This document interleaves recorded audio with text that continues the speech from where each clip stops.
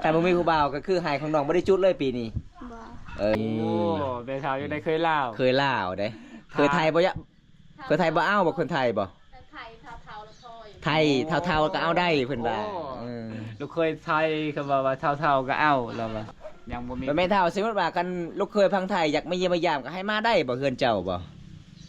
มาเยี่ยมได้บ่คันเจ้าว่าอยากได้ลูกเคยนะได้ได้เนาะ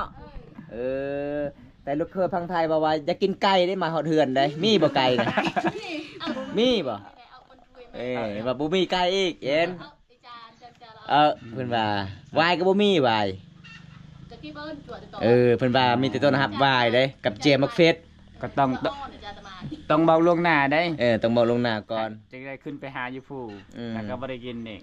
อีแม่จะจมได้ว่ามื้อใดเนาะสาวหอมสิเอาผัวเท่าก็อยากให้เอาโลดคันมีคนมักเจ้าสิเอาบ่คือแม่จะเว้านะจะเอาแท้เนาะแม่ให้เอาเนาะ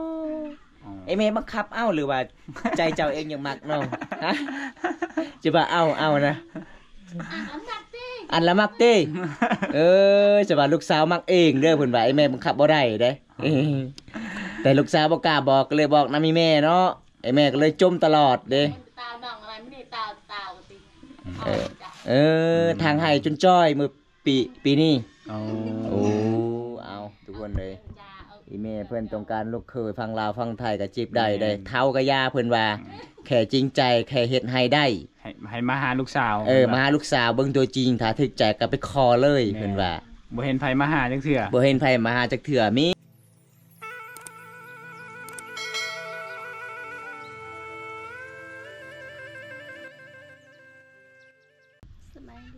นี่สบายดีแต่ไอ้แม่เจ้าบ่สบายตลอดหน่อยแม่เนาะ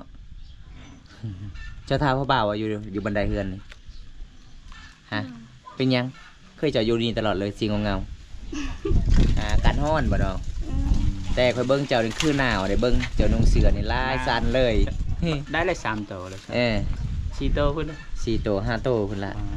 เบิ่งผู้สาวมีทรงเบิ่งทุกคนเลยใส่กางเกง2โต2โตใส่ได้จังได๋น่ะงานแบบธรรมศาสตร์เขาจะอบผิวเนาะโอ้แดดให้ถึกเลยได้แล้วบ่ทางให้น่ะได้แล้วบ่จูดเลยมันทันได้จูดรอท่าพ่อบ่าวมาจูดซอยแม่นโอ้ตอนนี้บ่มีผู้บ่าวมาจูดซอยก็เลยบ่ได้จูดให้แสดงว่าคันบ่มีผู้บ่าวก็คือหายของน้องบ่ได้จูดเลยปีนี้บ่แสดงว่าปีนี้เวลาเฮ็ดให้ก็คือน้องปลูกมักแตงหลายๆเนาะปีกายนี่ลายได้มักแตงบะอยู่ให้เจ้าได้ดกขนาดเลยแต่ปีกายนี่ค่อยได้กินมากเดียวจะได้กินอยู่บ่กินครึ่งนึงปีนี้บ่มีเป็นไม่เท่าหนึ่งเพิ่นว่าบ่มีแล้วปีนี้ให้สหอมปลูกหลายๆโลดตาช่วยปิดเฒ่าแม่เฒ่าหาลูกเคยมาสร้างให้วันนี้อย่าได้ลูกเคยให้แม่น้องเนาะพี่น้องเอ้ยแม่เฒ่าว่าเฒ่าก็ยาคะแนนว่าทางให้ได้เพิ่นว่าแต่จริงใจฮักลูกสาวลาคอยก็พอเด้อนี่แม่เฒ่าอยู่ได้เคยลาวเด้เคยไทยบ่ยะเคยไทยบ่เอาบ่คนไทยบ่ไทยเท่าๆแล้วพอยไทยเท่าๆก็เอาได้เพิ่นว่าลูกเคยไทยเขาบอกว่าเท่าๆก็เอาแล้วว่ายังบ่มีแม่เฒ่าสมมุติว่ากันลูกเคยพังไทยอยากมาเยี่ยมมายามก็ให้มาได้บ่เฮือนเจ้าบ่มาเยี่ยมได้บ่คันเจ้าว่าอยากได้ลูกเคยนะได้เนาะแต่ลูกเคยพังไทยบอกว่าอยากกินไก่ได้มาหอดเฮือนได้มีบ่ไก่นะมีบ่ว่าบ่มีไก่อีกเอ็นเพิ่นว่าวายก็บ่มีวายเพิ่นว่ามีแต่ต้นฮับวายเด้กับเจมักเฟสก็ต้องเบาล่วงหน้าได้ต้องบอกลงหน้าก่อนจะได้ขึ้นไปหาอยู่ผู้แล้วก็บ่ได้กินอีกนี่เด้อทุกคนเด้อเห็นบ่สาวหอมอีแม่จะจมได้ว่ามื้อใดเนาะสาวหอมสิเอาผัวเท่าก็อยากให้เอาโลดคันมีคนมักเจ้าสิเอาบ่คือแม่จะเว้านะจะเอาแท้เนาะแม่ให้เอาเนาะไอ้แม่บังคับเอาหรือว่าใจเจ้าเองยังมักเนาะฮะจะว่าเอานะอันละมักติจะว่าลูกสาวมักเองเด้อเพิ่นว่าไอ้แม่บังคับบ่ได้เด้ แต่ลูกสาวบ่กล้าบอกก็เลยบอกนำอีแม่เนาะไอ้แม่ก็เลยจมตลอดเด้ ตาวน้องอะไรไม่ได้ตาวกะติ ทางให้จนจ้อยมื้อปีนี้ เอา โอ้เอาทุกคนเลยอีแม่เพิ่นต้องการลูกเคยฟังลาวฟังไทยก็จีบได้เท่ากับยาเพิ่นว่าแค่จริงใจแค่เฮ็ดให้ได้ ให้มาหาลูกสาว มาหาลูกสาวเบิ่งตัวจริงถ้าถึกใจก็ไปคอเลยเพิ่นว่า บ่เห็นไผมาหาจังเทื่อ บ่เห็นไผมาหาจักเถื่อมีแต่ไปเมื่อใดก็มีแต่ถามลูกเคยมา แต่บ่มีลูกเคยมาหาเพิ่นว่าจักมาทางใดเนาะผู้บ่าวพังไทย ถ้าเฒ่าเที่ยวๆก็บ่มาเลย สาวห้องก็รอถ่ายอยู่บันไดตลอดเลยในเบิ่งตลอด สัญญาณก็บ่มีอยากโทรหาก็บ่ได้ทุกคนเลย มันสิโทรก็ต้องย่างขึ้นไปเองเนาะ กินข้าวกินน้ำเลยบ่น้องยังอ๋อเป็นยังคือบ่ได้ไปหาหอย รถหุ่น ไม่ได้ลงแต่มันยาก บ่ย่างเนาะบ่มีอาหารเนาะโอ้ ตลอดงานไง ตลอดอีแม่เพิ่นว่าตลอดงานไงเพิ่นว่าบ่มีอาหารแต่ละมื้อเลยถ้ามีลูกเคยพังไทยมาเยี่ยมมายามลูกเคยซื้อให้ปลาหมึก ช่องเวททำช่อง โอ้ โอ้ ทานลูกเคย ทาลูกเคยเพิ่นว่า ทานลูกเคยชงกุ้งกับปลาหมึก ปลาหมึกถ้าได้ปลาหมึกกับกุ้งนี่ซาวหอมให้กินได้บ่ เขาสิแกงเอา ฮะแกงเอา ใส่หน่อไม้ แกงกุ้งชนะไม่ชม เคยกินบ่ บ่เคย บ่ชอบจะหอมนี่เราคั่วเอาจะหอมเล่นมื้อนั้นเราไปสอนเราไหลแมงเฉิดเนาะ เดี๋ยวนี้บ่ได้ไปหาอยู่หากินแล้วบ่จะหอมไปหาสอนตำหวยบ่ได้ไปบ่ไปบ่มีหมู่อ่ะมีหมู่พาไปหนึ่งมาเฮาเขาเรียกลายเนาะวิถีชีวิตเฮาหนึ่งเขาเป่าไฟทางให้ช่วงนี้หาก็เลย 2-3 มื้อเลยน้องพักผ่อนเด้มามื้อนี้น้องก็สิเงามือของน้องเจ็บเปิดถึงไม้ใหญ่ก็ตัดเด้คันบ่ตัดมันก็บ่งามอีกเขาให้ แม่น ต้องตัดให้มันเกลี่ยง ลำบากเนาะ ลำบากหลาย พอก็เท่า เพื่อสิได้กินข้าวก็แม่นเรื่องง่ายจูดเลยฮือแล้วซักเขาให้เสียหญ้า3เทื่อจึงได้กินข้าวให้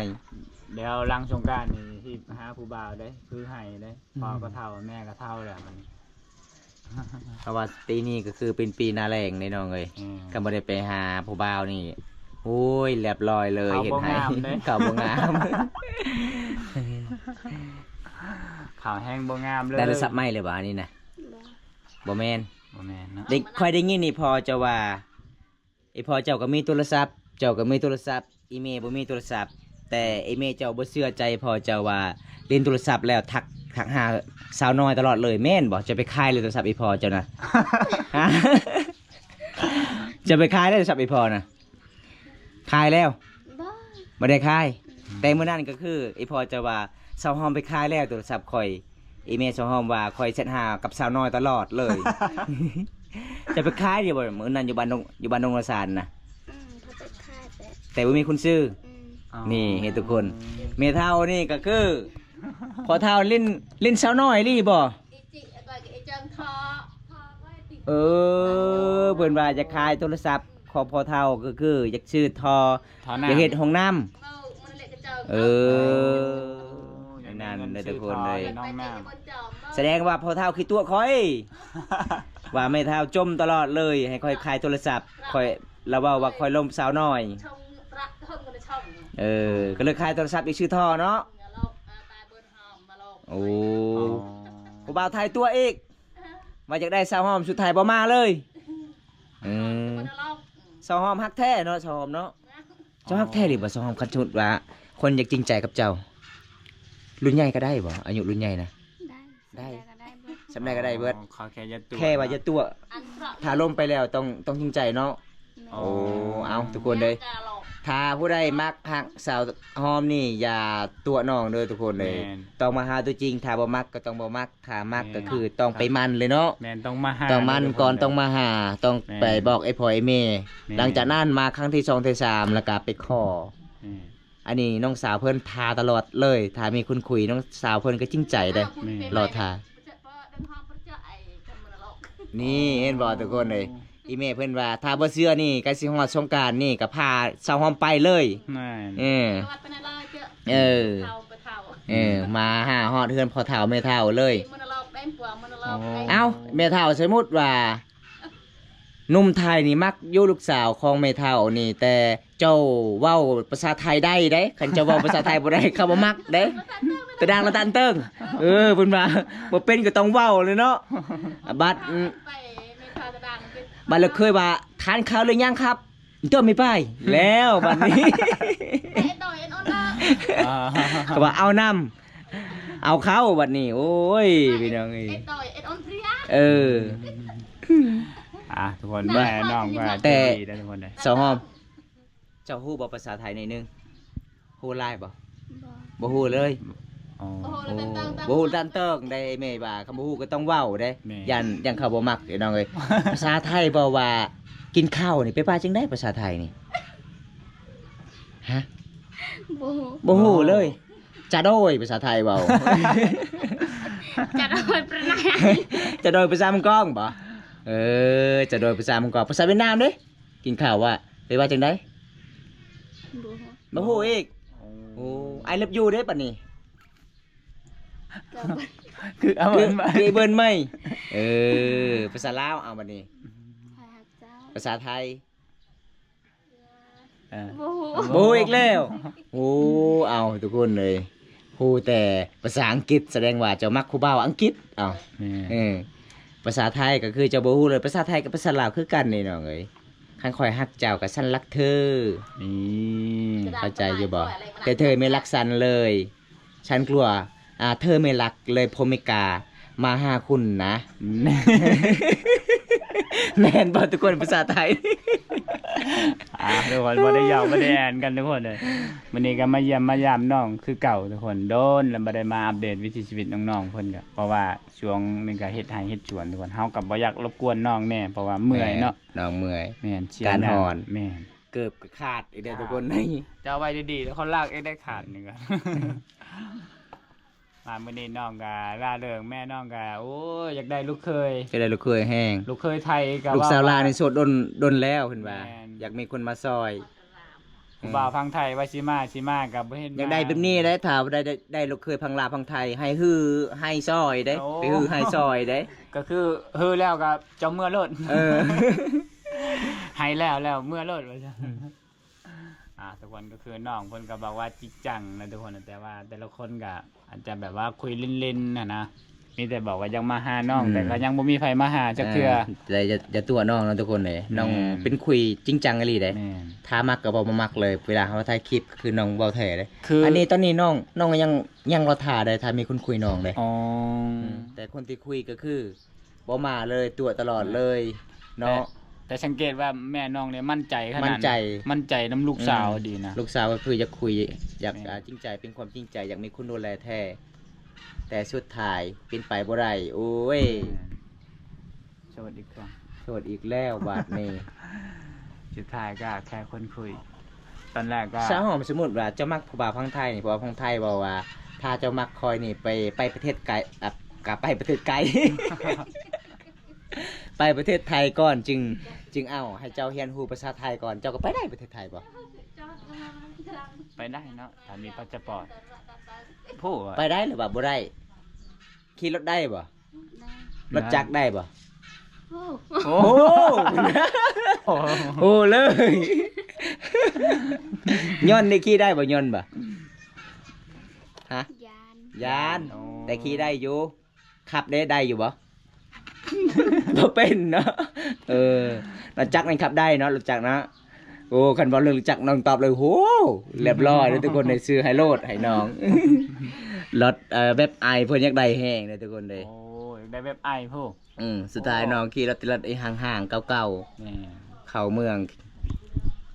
ไปยามมันฮอนนี่ก็คือตีนรถแตกตลอดเลยซอตลอดเลยเนาะ แม่ รถเก่าแล้วทุกคนเลย คือไอ้บุญตามื้อนั้นจัก สอง รอบ เทื่อ สองมือ อุ้ยแต่สวรรค์หาเมืองนอง2เทื่อ แม่ สอดตลอดเลย สาวหอมนี่เคยไปสวรรค์บ่สาวหอมบ่เคยเนาะ เวียดนามเด้ ไปเนาะ เคยไปบ่บ่เคย ทะเลเวียดนามเด้บ่เคยฮะ หักกำเปาะเปาะจะเอาประจะเอาพนมเลย เออไอแม่จะว่าจะไปทะเลทางประเทศเวียดนามเทื่อนึงแล้ว แม่นบ่นี่เห็นบ่